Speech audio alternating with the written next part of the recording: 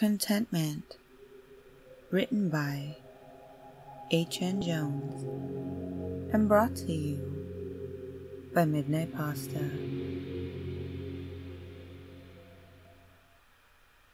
Curtis stood outside the small brick home, his mind racing. The anticipation was killing him. He watched as one by one the lights flickered off and the darkness of the night filled the structure before him. Biting his bottom lip, he reminded himself that he must be patient. This sort of thing could not be rushed. No, he had to wait until the time was right. Give her a bit to do her routine and get settled in the bed, he thought. Then, and only then, would he make his entrance. As he waited, he allowed his mind to wander. Images of the previous ones came to him. They had all been so beautiful, but one stuck out amongst the rest. She had been a lean brunette with a fiery disposition. Oh, how she had fought against him. Those, like her, were his favorite.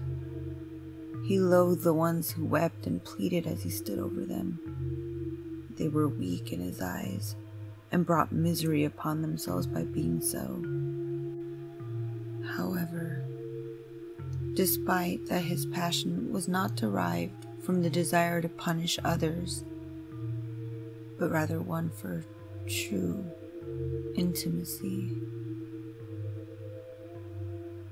To him, the act of taking a life was the most intimate thing one could do. Copulation failed in comparison to it, as over time it had become devoid of the deeper meaning it had once held. Refocusing on the mission at hand, he made his way to the house. Once at the door, he decided to try his luck and twisted the knob.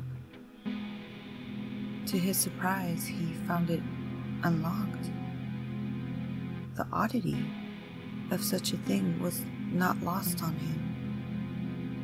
Anxiety began to build in his chest and he considered vacating the premises, but his yearning for her kept his feet rooted in place. Swallowing his uneasiness, he slowly pushed the door open, a soft thud breaking the silence as it came to a rest. Cautiously, he ventured forward and immediately regretted doing so. A bulb abruptly clicked to life, illuminating the room and causing him to flinch. There, she stood next to an end table, her hand still grasping the dainty chain of the lamp that sat upon it. His eyes met hers, and what he saw chilled him.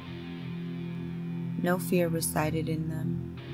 Instead, there was excitement. "I've been waiting for you," the woman said with a grin, her voice rich like honey. Curtis turned to make his escape, but before he could take a step, her arms enveloped him.